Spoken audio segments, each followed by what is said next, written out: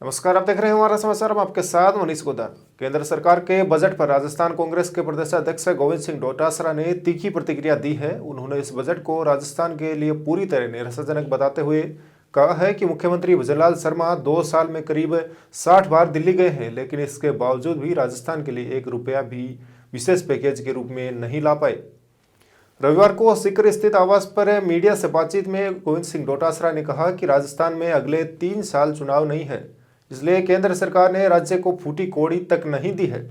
उन्होंने तंज कसते हुए कहा कि अगर विधानसभा चुनाव की तरह इस बजट में भी कोई पर्ची मिल जाती तो कुछ न कुछ मिल ही जाता, लेकिन इस बार तो पूरी तरह शून्यता है।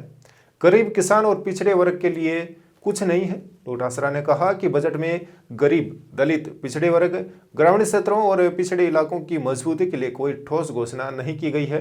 राजस्थान के लिए ना ईआरसीपी, ना मानगढ़ धाम, ना जल जीवन मिशन और ना ही पर्यटन को लेकर कोई विशेष पैकेज दिया गया है। वहीं डोटासरा ने आगे कहा है कि राजस्थान में पर्यटन की अपार संभावनाएं हैं, लेकिन बजट में इसके लिए कोई विशेष प्रावधान नहीं किया गया है। वहीं जल संकट से जूझ रहे राज्यों के लिए जल जीवन मिशन और एनसीआरपी जैसी राष्ट्रीय परियोजनाओं पर भी कोई घोषणा नहीं की गई है। बांसवाड़ा में रेल परियोजना को लेकर लोगों में उम्मीद थी, लेकिन पूरी तरह जो है निराशा हाथ लगी है। इनकम टैक्स और रोजगार पर भी निराशा हाथ लगी है। डोटासरा ने कहा है कि कर्मचारी वर्ग इनकम टैक्स स्लैब में राहत की उम्मीद कर रहा था, लेकिन सरकार ने इससे भी कोई बदलाव नहीं किया है। केंद्र सरकार ने 1 साल में 2 करोड़ रोजगार देने की बात कही थी, लेकिन रोजगार सृजन को लेकर पूरी तरह बजट मौन रहा है।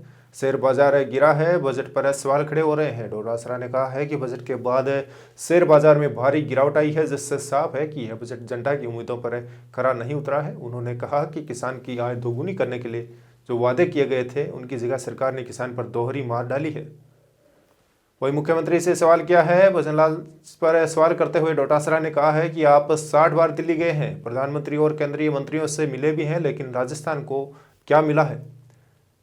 वहीं डोटासरा ने आरोप लगाते हुए कहा कि इस बजट में तमिलनाडु, पश्चिम बंगाल और केरल जैसे चुनावी राज्यों पर फोकस किया गया है। राजस्थान में 3 साल चुनाव नहीं होने के कारण राज्य को पूरी तरह जो है नजरअंदाज किया गया है।